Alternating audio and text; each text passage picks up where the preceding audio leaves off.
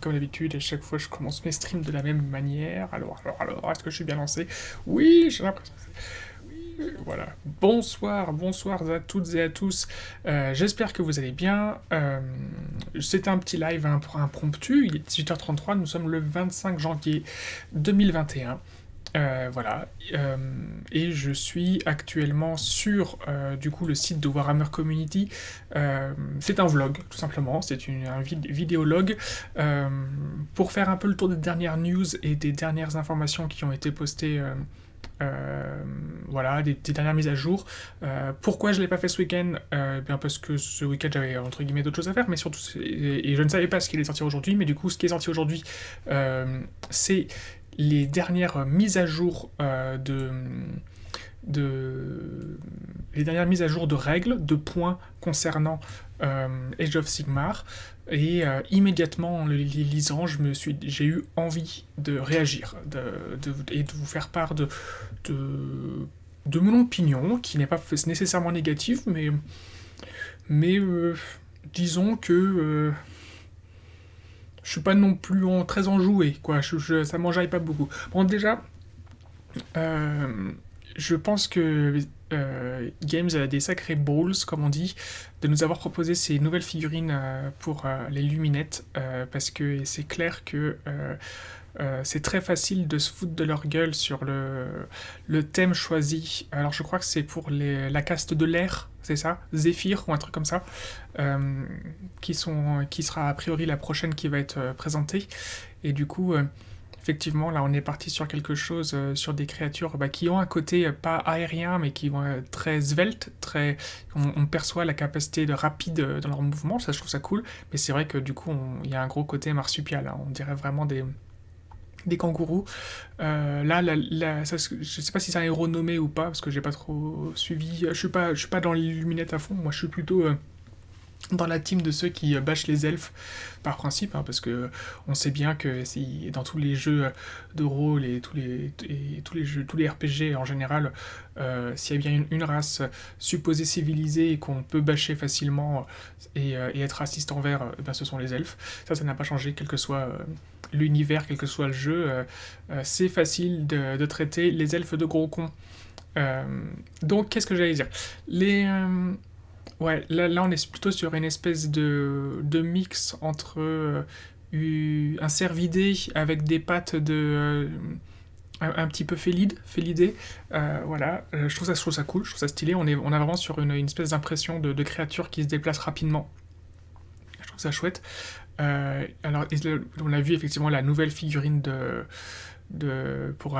avec les vampires. Je trouve ça cool parce que on sait pas trop si c'est un mec ou une fille au niveau du visage. Pardon, mon voisin qui fait du bruit. On sait pas trop si c'est un mec ou une fille. A priori, ça a l'air d'être plutôt une fille, étant donné la taille resserrée. Euh, J'aime beaucoup les masses à ailettes comme ça. Je trouve ça vraiment de la classe. Effectivement, je suis pas ultra fan des chauves-souris. C'est pas que je suis pas fan des trucs dans les cheveux, c'est juste que je trouve qu'il y a une espèce de décalage. Euh, En fait, je trouve que ça rend les cheveux un peu grossiers. C'est méchant de dire ça, hein, mais je trouve que ça lui épaissit les cheveux. Alors que c'est un peu bizarre. Ou peut-être qu'à ce moment-là, il aurait fallu donner à ses cheveux comme une espèce d'espèce liquide. Vous voyez, comme si ses cheveux devenaient magiques avec des traits de sang et avec les chauves-souris au bout. Je sais pas, écoutez, là c'est une question de peinture, hein. Une question de peinture. Donc voilà, ça c'est pour les sorties, les infos que j'avais pas. Bon, je présente quasiment jamais les infos, hein, mais voilà. Pour perso, moi je trouve ça cool qu'ils sortent des nouvelles figurines. Euh, Dimanche, qu'est-ce qu'ils nous ont. Dimanche, pas dimanche, lundi, n'importe quoi. Samedi, ils nous ont présenté donc plein de nouvelles figurines. Moi, perso, les figurines de Warhammer 40 000, en général, je les regarde pour savoir si je peux faire des conversions sympas pour Age of Sigmar. On a vu du coup la nouvelle bande pour pas Warcry, mais pour Underworld, qui est donc une bande de Slave to Darkness, avec une sorcière qui est sympa. Je suis un peu déçu de cette figurine-là. Celle-là est cool, et celle-ci aussi, mais je suis un peu déçu de la figurine de chef. En fait, j'aime beaucoup son socle, mais je trouve que la position, la coupe de cheveux et tout ça est très similaire à ce qui était déjà dans les figurines Easy to Build qui sont déjà sorties du côté AOS. J'aurais aimé qui nous propose une position pas forcément plus dynamique, mais différente. Là, je trouve qu'on est sur quelque chose de déjà vu, malheureusement. Malheureusement, voilà. Black Library, c'est stylé, il faut que je m'achète tout ça. Bon, Blood Bowl, j'ai pas de choses à dire, à part le fait que je vous ai pas encore diffusé mes parties que je fais chez moi. Alors, donc, les previews, ça c'était le preview, voilà. Les previews de dimanche, les sistas, j'adore les sistas, notamment parce que c'est celle que je joue en général, mais sur Dawn of War, et parce que je pense qu'il y a un gros potentiel de conversion pour Age of Sigmar avec les Sistas. Alors, Titanicus, Adeptus Titanicus, c'est vraiment un jeu qui m'est passé complètement au-dessus. C'est sans doute très très bien, c'est juste que j'ai jamais. C'est vraiment un type de figurine qui m'attire pas du tout, malheureusement. Ou fort heureusement pour mon porte-monnaie. Là, on a les nouvelles figurines de héros nommés pour les luminettes. J'ai un peu du mal avec la position du corps qui est dirigé qui va dans un sens et le corps qui est tourné dans un autre. Je trouve ça pas très naturel comme truc. Après, voilà, on est sur une espèce de toujours sur une créature qui est pareil, qui exprime bien le côté vent et rapide et tout ça. Donc là, on est sur un renard. J'aurais même trouvé un peu stylé que ce soit une espèce de renard à 9 queues. Voilà, bref. C'est pas, enfin, peu importe, je trouve que la figurine est stylée.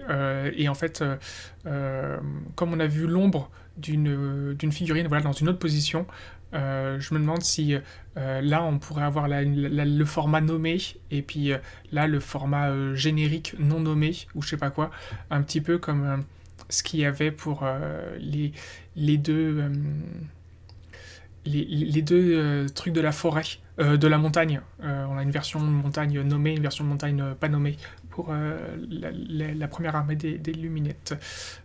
Trop cool d'avoir les Daughters of Kain, le Daughter of Kain qui avait leur bouquin qui était sorti juste avant la V2. Voilà, eux ils ont bien besoin. Je sais pas si elles en ont bien besoin, mais en tout cas c'est cohérent que comme normalement si tout se passe bien, on va avoir la V3 qui devrait arriver. Pour la suite, qu'est-ce que j'allais dire pour... pardon, hop là, problème de coupe, voilà. Voilà, on va, pour la suite avant la période estivale, et avec si tout va bien, on a la V3 qui va arriver, et ben voilà, trop cool, ce n'est que justice. Que voilà, j'ose espérer que ça veut dire que pour l'automne prochain, on va avoir un nouveau bouquin pour les Gloomspite, même si je ne pense pas qu'ils ont tout coordonné en disant bon bah voilà, tous les 2 ans et demi, tous les 2 ans, boum boum boum, on vous sort les mêmes bouquins. Je leur souhaite pas. Je pense qu'il faut qu'ils fassent les choses avec un peu plus de naturel, et je pense que c'est également ce qu'ils pensent. Ça c'est voilà, les nouveaux sorts, comment ça s'appelle, perpétuels pour les... Pour les Daughters of Kain, je trouve les figurines hyper cool, hyper classe.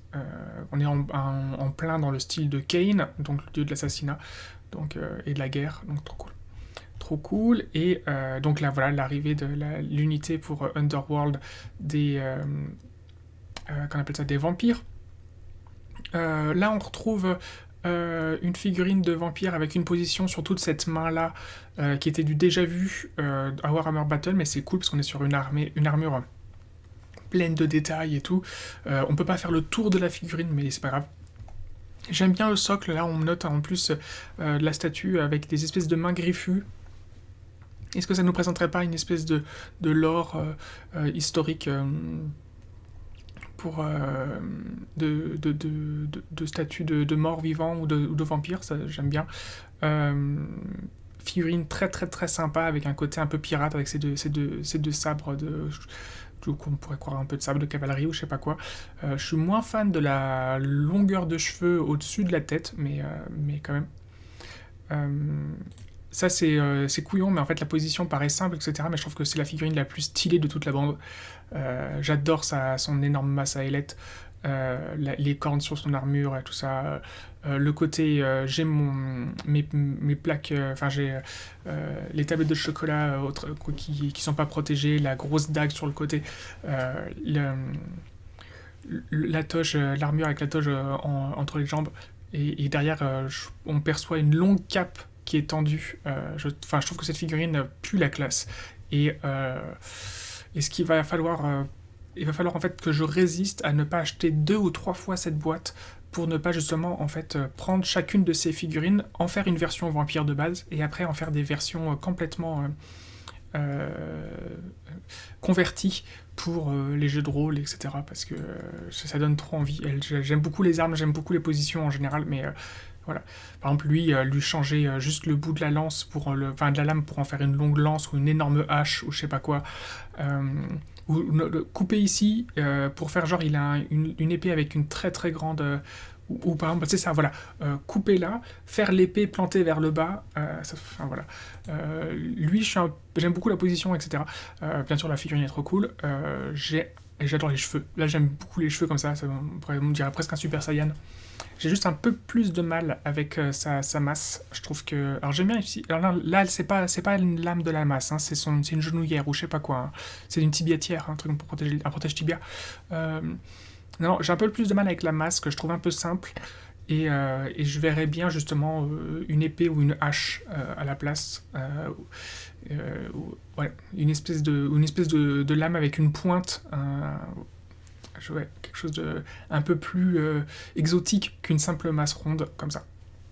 Parce que mine de rien, en fait, la masse à ailettes, là ici, je trouve qu'elle a quelque chose de ouais, d'un peu exotique, quelque chose de moins lambda qu'un simple marteau ou une simple masse ronde comme ça. Et là, je trouve qu'elle est un peu lambda, son arme à lui. Et voilà, je trouve ça un peu dommage. Mais j'aime beaucoup les figurines, je trouve que c'est ultra, ultra classe. Et enfin, oh là là, mais alors là, Kiki tout dur, hein. Cursed City, Kiki tout dur, hein. Moi, Warhammer Quest, Silver Tower, c'est ce qui m'a fait revenir dans Age of Sigmar. Effectivement, truc comme Hammerfall, ça n'avait pas été super, ce qui fait que moi j'utilisais les figurines, les plaques, tout ça pour nourrir l'univers de Silver Tower plutôt que celui de Hammerfall, lorsque je faisais des parties avec les potes. Et du coup là, avoir plus de contenu, plus de maps, plus de tout ça. Et si en plus, et ben là, ils ont appris des petites erreurs qu'ils ont faites pour Hammerfall, et que Cursed City permettent justement d'avoir plus de contenu et tout. S'il y a moyen de mixer un peu les règles, ou pas du tout, si on peut pas mixer les règles pas du tout, et ben c'est pas grave. Ce qui serait cool, c'est qu'on puisse reprendre, qu'il y ait des fiches de héros, et qu'on puisse reprendre les héros précédents pour les faire intégrer les équipes ici. Ou peut-être qu'on faudra se contenter de ce qui apparemment a quoi, 6 ou 8 héros disponibles au total. Bref, je trouve que c'est trop cool, je trouve les figurines ultra classe.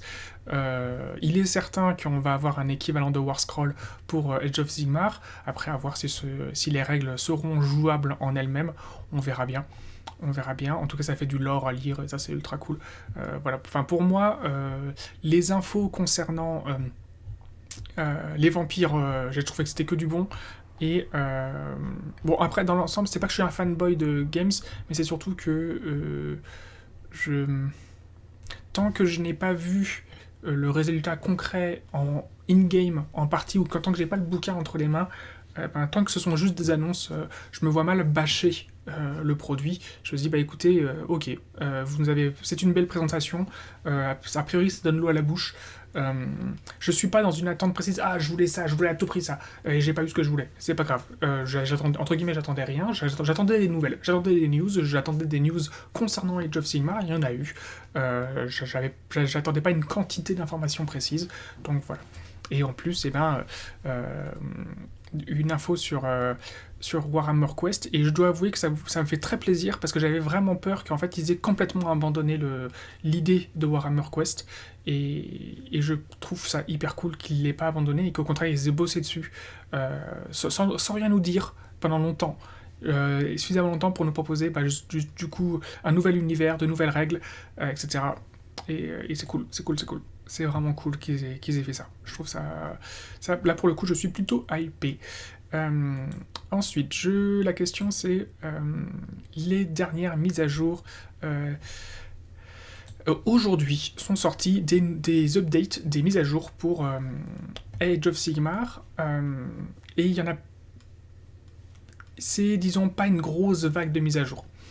Donc je vais me permettre de vous lire et de vous traduire en direct, donc excusez-moi pour les fautes de traduction, leur article, qui n'est pas très long, concernant les mises à jour des Age of Sigmar. Donc, alors, beaucoup de choses se sont passées dans les royaumes mortels depuis la dernière depuis la dernière grosse FAQ. Donc la grosse FAQ, elle date de cet automne, entre guillemets, mais même là, c'était pas une grosse FAQ, c'était une certaine FAQ. La plus grosse FAQ, elle datait vraiment, entre guillemets, de cet été et il y a un an tout pile, en fait, de décembre 2019. Alors, incluant l'arrivée des Sons of Behemoth et l'arrivée des premiers événements du Broken Realms, donc de Morathi. Vous avez tous pu jouer à des parties, lire des livres de règles et faire partager et soumettre vos opinions et commentaires. Merci pour ça. L'équipe de Warhammer Age of Sigmar a pris en compte vos retours et a pu jeter un regard bienveillant sur... enfin, à bien regarder plutôt que good look. Good look, c'est pas bienveillant, c'est à bien regarder ces informations. Alors, made tweaks... Alors, tweaks, je sais pas ce que ça veut dire, mais ajustement, c'est facile. Elle fait des ajustements là où c'était nécessaire. Le résultat des règles d'une FAQ compréhensible qui est supposée couvrir chaque faction, plus le bouquin de Broken Realms de Morathi. Alors c'est pas vrai, hein, je suis désolé de le dire, ça ne couvre pas chaque faction. Il y a très très peu. En fait, en vrai, c'est une toute petite mise à jour qu'ils ont sortie aujourd'hui. D'ailleurs, c'est tellement petit que je comprends qu'ils n'aient pas jugé nécessaire de communiquer dessus plus tôt. Alors, en particulier, nous avons apporté une attention très spéciale au bouquin et aux errata de Morathi du bouquin Broken Realms. Dont, en plus, parmi toutes les choses, apporte une grosse mise à jour, un gros boom d'informations sur les armées Slave to Darkness. Vous pouvez maintenant prendre une armée complète de Slave to Darkness, de ce qui restait de la Varron Spire. Donc, en fait, en gros, si on veut pas les jouer avec Archaon. Et donc, ça, c'est vrai. Bah non, d'ailleurs, je suis pas d'accord. Il n'y avait pas de... Ah, parce que, en fait... Ah ouais, mais c'est parce que c'est leur terme de Varron Spire qui veut tout et rien dire chez eux. Voilà, incluant les unités provenant de ces super modèles de Warcry. Donc, en fait, tous les cultistes. Et en fait, Varron Spire, c'est tous les mortels qui appartiennent à la cause de l'Archaon, si je dis pas de bêtises. Moi, chaque fois que je lis Varron Spire, je pense uniquement aux unités de chevaliers, les chevaliers personnels d'Archaon, dont j'ai oublié le nom, mais qui sont du coup dans les chevaliers du trône vacant, et ça c'était dans le bouquin précédent, La colère de l'île éternelle. Bon, alors, ah tiens, qu'est-ce qui se passe? Pourquoi il y a une info sur le truc French Wargame Studio vient de poster une vidéo. Oui, mais c'est sur Warhammer 40 000, ce n'est pas en rapport avec ce qui se passe actuellement, avec les dernières mises à jour. Donc, et avec ces dernières mises à jour, ils ont aussi obtenu l'accès à des marques du chaos. Alors, bah non, excusez-moi, c'est une erreur.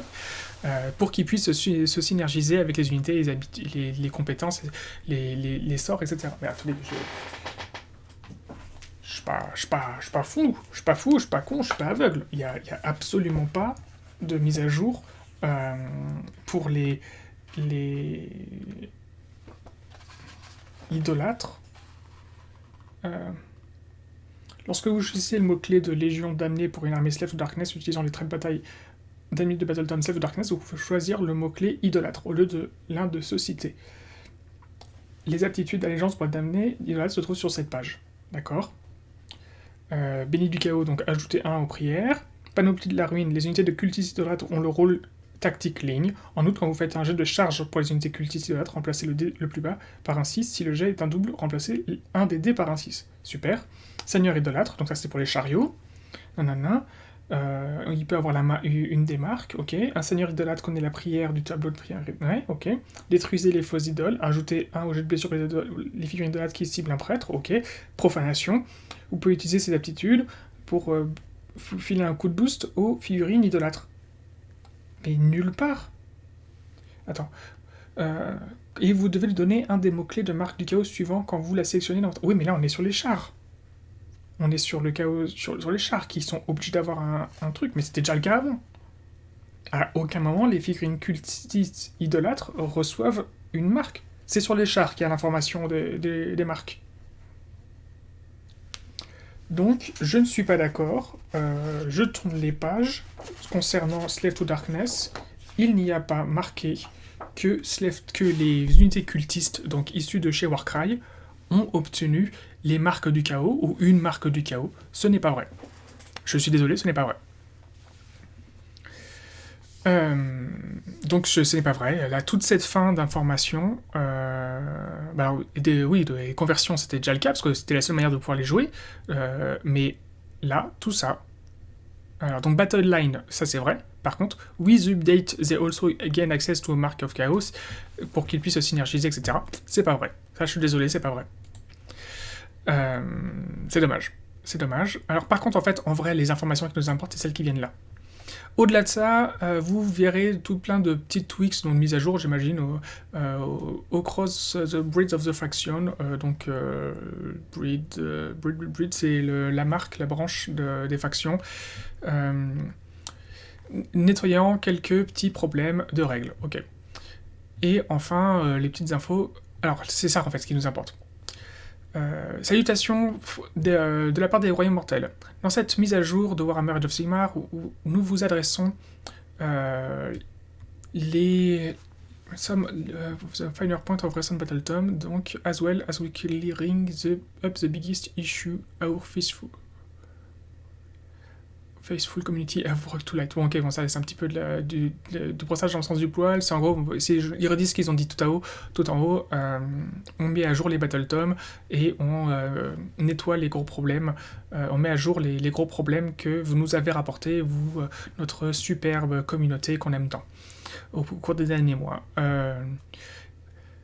Voilà, vous remarquerez malheureusement, vous remarquerez que dans ces mises à jour, il y a des trucs qu'ils n'ont pas pris en compte. Et ils se permettent de nous l'expliquer, de nous donner les raisons derrière cela. Nous avons décidé de retenir les changements pour certains profils de guerre, de bataille dans cette mise à jour parce que les événements récents concernant la pandémie ont réduit la quantité de parties que vous avez pu jouer autour du monde, et du coup ça a réduit la qualité et la quantité de retours que vous avez pu nous faire récemment. Pardon, comme c'est de l'anglais et par rapport au français, les sujets s'inversent parfois, voilà. Malheureusement, donc nous avons pas malheureusement, pardon. Voilà, nous avons pu prendre en compte certaines informations. En fait, je vous réduis en gros tout ce qu'ils ont dit, tout ce qu'ils disent là, c'est qu'ils sont bien conscients qu'il y a des soucis et des manques d'infos sur certaines armées qui en ont besoin. Parce qu'en fait, je commence à avoir marre de tout vous lire comme ça, je voudrais passer à la suite. Ça viendra. Ça viendra, ils sont bien conscients que c'est... En fait, finalement, ils expliquent ici que, même s'ils ont dit qu'ils faisaient une belle mise à jour, en fait, ils sont bien conscients qu'il n'y a pas tout. Ils sont bien conscients qu'il n'y a pas tout, et ça viendra pour la suite, c'est juste que les circonstances actuelles de la pandémie font que c'est compliqué. Voilà, bon écoutez, c'est bien, au moins ils nous le disent, et ils nous tripotent pas trop la nouille sur tout ça. Ensuite, donc en fait, ça ne prend en compte que, là ici, Broken Realms of Morathi, une petite mise à jour sur le livre de règles de Sigmar, le livre de règles du général, les Night Haunt, les Luminettes, les Caradrons, un petit commentaire des designers, c'est toujours bon à prendre sur leurs livres de règles de base.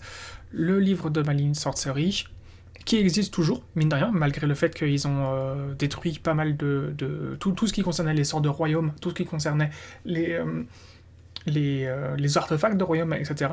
Eh bien, malgré tout, ils considèrent que c'est un bouquin qui est toujours viable concernant en fait les sorts persistants. Ça reste en fait le livre de référence pour les sorts persistants. Mise à jour pour les socles, ensuite Séraphon, Flesh Eater Courts et Disciple of Tzench. Alors, très rapidement, les mises à jour sur les socles, en fait, sur tous les socles, il n'y en a qu'un seul qui a été mis à jour. C'est bien, et c'est bien qu'ils ressortent tout, au moins tout est sorti, c'est vrai, ils ont raison. Il n'y en a qu'un seul qui a été mis à jour, c'est le sort persistant de Gloomspite Gitz, qui est sur un socle de 60 mm, et je trouve ça bizarre, parce qu'en fait, pour moi, de mémoire, il était déjà sur un socle de 60 mm, dans la version précédente. Mais bon, bah écoutez, il est sur un socle de 60 mm, c'est très bien. Comme je vous l'ai dit, c'est un sort persistant qui est utile. Alors comme je vous l'ai pas dit, enfin si je vous l'ai dit pour les informations qui sont diffusées dans comment ça s'appelle, que je suis en train de vous poster en ce moment sur les Gloomspite Gitz pour concernant les troupes. Comme je vous l'ai pas encore mis en VOD sur YouTube, ceux qui ne m'ont pas suivi en direct sur Twitch, bah forcément voilà. Mais effectivement, l'intérêt du Mork's Mighty Mushroom, je vous le répète du coup, c'est de pouvoir notamment être mis sur un objectif et du coup d'empêcher l'accès à cet objectif à l'équipe adverse quand vous savez que vous pouvez pas atteindre un objectif et le contrôler parce que la partie avance n'est pas à votre avantage pour pouvoir vous déplacer partout sur la table. Et ben ce type de sort persistant peut être très pratique pour empêcher l'accès à un objectif pour votre adversaire. Et là, le fait est qu'il donc 60 mm c'est 6 pouces, non pas 6 pouces, 60 mm donc 6 cm, ça fait combien de pouces un peu plus de 2 pouces. Un peu plus de 2 pouces, ça fait un peu moins de 3 pouces. Pardon, là j'ai tapé dans mon truc. Ça va couvrir en fait le centre du truc et réduire l'accès. Ça va pas empêcher l'accès, ça va limiter l'accès à un objectif pour votre adversaire. Parce que là, il faut, c'est 6 pouces, donc c'est pas 3 pouces, hein, c'est 6 pouces pour l'accès à un objectif. Donc c'est toujours ça de prix. Voilà, bon, c'est le seul truc, c'est exactement la seule information qu'il y a dessus. J'ai envie de dire tant mieux parce que on est quand même en train de parler des socles, des figurines. Si c'était mis pour une raison ou pour une autre, à changer plein de socles, ça aurait pu changer la méta en fait. C'est la taille des socles est déterminante dans le jeu et parce que fort heureusement par rapport à la tout début des Age of Sigmar, où ils avaient dit ouais, vous mesurez par rapport aux figurines. Non, on mesure par rapport au socle. Les socles, c'est fixe, c'est une donnée, c'est une information qui est fixe. On mesure par rapport au socle. Donc voilà. Donc si c'était mis à tout mettre à jour, il aurait fallu tout resocler, c'est chiant. Et en plus, ça aurait pu changer beaucoup de choses. Voilà, quand on modifie un socle, c'est pour une raison qui doit être valable. Donc voilà, bon, pour l'instant, en fait, ils l'ont pas fait. Enfin, ils n'ont pas changé grand-chose. La dernière petite information ici à prendre en compte, c'est sur les errata. Ici, y a plein d'informations concernant les artefacts de pouvoir et les sorts. En fait, on s'en fout, puisqu'ils n'ont plus lieu d'être, puisque le dernier manuel du général, entre guillemets, les a foutus à la poubelle. La dernière information, en fait, c'est ça. C'est pour dire que Morathi Kane, donc la version de Morathi issue de Broken Dreams of Morathi, en fait, ne peut pas poser ses fesses sur le Balewind Vortex. Voilà. C'est en gros tout ce qu'il y a à en sortir. Au début, je me suis dit, ouah, une mise à jour Slave to Darkness et tout. Et en fait, là, j'ai vu, bah non, 23.11, elle a pas été mise à... Non. Pour écouter, c'est pas grave. C'est pas grave du tout. Je suis pas allé voir Ninetaunt et tous les trucs parce que j'imagine que French Wargame Studio fera une vidéo beaucoup plus complète sur tout ça. C'est pas mon... me suis pas penché dessus.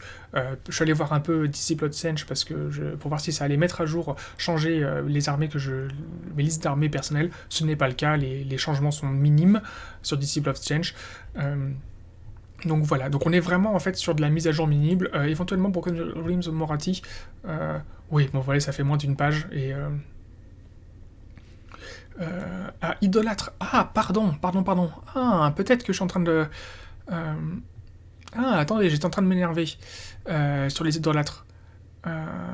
Alors, trait de bataille idolâtre, panoplie de la ruine remplacée part. Les unités de cultistes idolâtres ont le rôle tactique lean. Si vous améliorez une unité de Chaos Chariot ou de Gorbis Chariot pour en faire un seigneur idolâtre, toutes les unités de cultistes idolâtres que vous incluez dans votre armée gagnent le mot-clé marque du chaos choisi par le seigneur idolâtre de plus quand vous faites un jet de charge pour une unité. Ah, ok. Ah, j'étais venimeux là le début de... J'étais venimeux sur le début du vlog. C'est bien de ma faute. J'aurais dû bien lire le truc avant d'ouvrir ma gueule. Mais non, très bien. Très très bien. Que les cultistes puissent enfin avoir un mot-clé. Bordel. Nom de Dieu de bordel de chiottes. C'est cool. C'est cool. Enfin. Mais du coup, ce qui aurait été cool, c'est qu'ils nous retirent la dernière ligne, là. De plus, quand vous faites un jet de charge pour une unité de cultistes idolâtres, remplacez le dé par un 6. Bon, en fait, non. Non, parce que là, actuellement, ça leur permet d'être jouables, entre guillemets, d'être mis en comparaison avec les, les maraudeurs du chaos. Mais ce qu'il faut, c'est retirer ça aux maraudeurs du chaos et leur retirer aussi, parce que c'est une règle... voilà, vous savez ce que j'en pense, des mecs qui courent trop vite. Mais bon, ok, d'accord, maintenant... ils peuvent marcher. Dis donc, ils étaient pas clairs dans leur FAQ en disant... ils étaient pas très clairs, là, hein, dans leur FAQ. C'était où si, c'était là, pour nous dire que les unités de Warcry... ok. Donc, en fait, c'est maintenant. Ah oui, with this update, they also gain access to a Mark of Chaos. Pardon, c'est moi qui sais pas lire, en fait. C'est vraiment moi qui sais pas lire. Pardon, Game Workshop, j'ai été venimeux pour rien. Fort heureusement, je suis allé voir la suite et pour présenter mes excuses immédiatement dans le même vlog. Ouais. Fort bien, ça donne envie de refaire des listes d'armées à fond. Et clairement, concernant les idolâtres, ça donne envie de faire des super listes d'armées. Bon, voilà tout ce que j'avais à dire. Du coup... j'ai envie de dire mise à jour minime concernant une grande majorité des choses, notamment les socles, etc. Et éventuellement même Moratti qui pose ses fesses sur un ce qui ne peut pas poser ses fesses sur le Bellwind Vortex. Par contre, pour Idolâtre, et du coup pour les Self of Darkness, c'est une bonne chose. Et absolument, les cultistes, cool. Très content.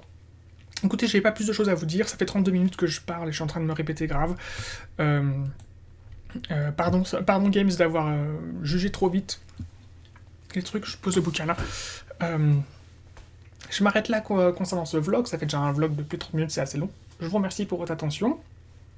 Je vous remercie de pas trop me tenir rigueur, d'avoir été un peu venimeux au début de la vidéo, puisque je me rattrape et je présente mes excuses à la fin, à Games. Et puis je pense que ce soir, là il est 19h06, d'ici 1h, peut-être 1h30, je vais lancer un live The Forest sur Twitch pour tout simplement lancer un live sur The Forest pour démarrer en mode très difficile, etc. J'ose espérer qu'éventuellement c'est un type de vidéo qui peut vous intéresser. L'objectif, c'est d'essayer de créer une énorme citadelle bourrée de pièges et de trucs comme ça. Pourquoi pas éventuellement même concevoir cette citadelle bourrée de pièges et donner l'accès de cette citadelle à des joueurs par la suite en mode donjon. Ça pourrait être drôle. Écoutez, ça représenterait des centaines et des centaines d'heures de boulot au préalable, donc on verra bien. Je vous remercie pour votre attention, je vous dérange pas plus, et disons à mercredi soir, quoi qu'il en soit, pour les présentations des listes d'armées que je vous ai concoctées pour les Gloomspite Guides. Bonne soirée.